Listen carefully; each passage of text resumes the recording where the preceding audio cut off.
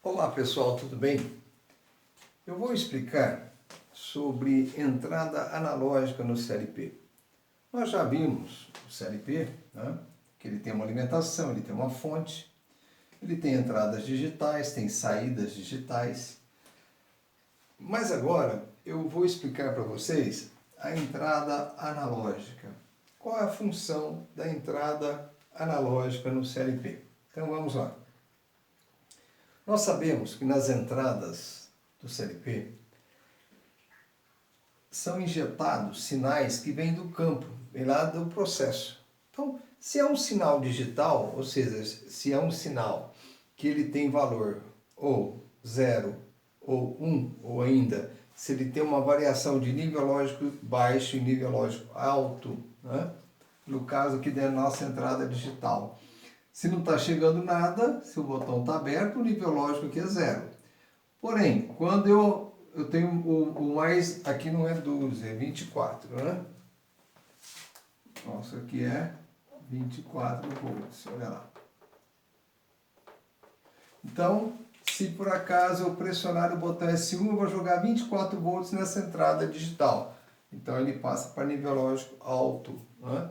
Então esse sinal que é injetado na entrada digital, ou ele tem nível lógico baixo ou nível lógico alto. Ou a entrada está em 0 ou ela está em 24. Tudo bem, se for um sensor de presença, tá certo. Se for um botão, tudo bem. As entradas digitais, elas conseguem receber um sinal digital, tá? Equivalente. Porém, lá na indústria, nos processos, nós temos grandezas que variam de forma analógica. E na maioria dos processos ocorre isso. Por exemplo, grandezas que variam de forma analógica, né? Ou seja, grandezas que não têm um valor mínimo ou um valor máximo. Grandezas que variam entre um valor mínimo e um valor máximo, né? Por exemplo, grandezas que variam desta forma: vazão, pressão, umidade, temperatura, rotação, nível, tá? E como que eu faço para pegar a variação dessas grandezas, essa variação analógica dessas grandezas? Como é que eu faço para introduzir esse valor aqui no CLP? É aí que entra a entrada analógica, tá? Então nós vamos ter aqui no CLP a entrada analógica. No caso, a nossa entrada analógica, ela vai receber um sinal entre 0 e 10 volts. Então como que funciona isso? Vamos lá. Vamos pegar aqui o exemplo de variação de nível, tá? Então vamos pegar aqui o tanque e eu vou ter a variação de nível. Nível máximo, nível mínimo, né? E vou ter vários valores durante essa variação de nível. Como que eu pego essa variação e jogo lá na entrada analógica, né? Eu preciso, primeiro, converter essa variação da grandeza física num sinal elétrico. Quem faz isso? É o nosso transdutor. O que o transdutor faz? Converte valor de uma grandeza física em sinal elétrico. No caso, ele vai converter valor de pressão em sinal elétrico. Mas não é nível que nós queremos ver? Sim, mas a altura do nível, a pressão que vai estar aqui nessa tubulação chegando aqui no transdutor, ela é proporcional ao nível. Então, quanto maior o nível, maior a pressão. Por consequência, maior o sinal elétrico aqui na saída do transdutor. Quanto menor o nível, menor a pressão. Por consequência, menor o sinal elétrico na saída do transdutor.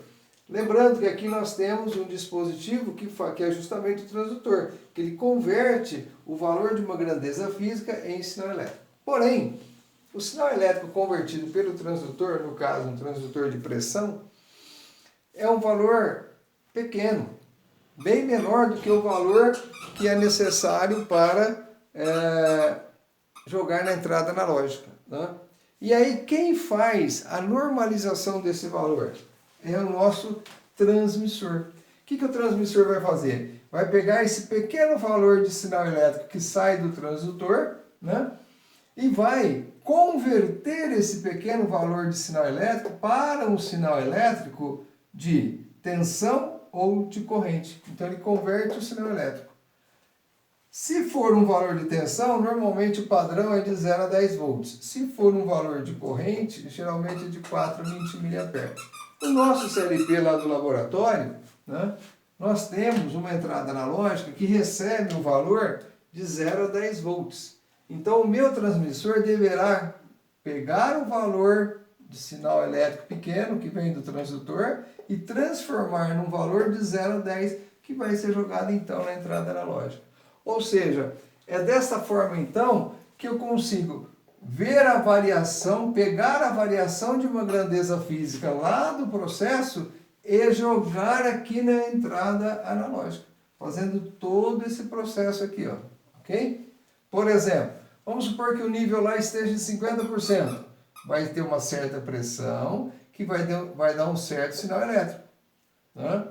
Que vai ser metade do valor máximo, que por consequência vai me dar 5 volts. Chegando 5 volts aqui, quer dizer que o nível está em 50%.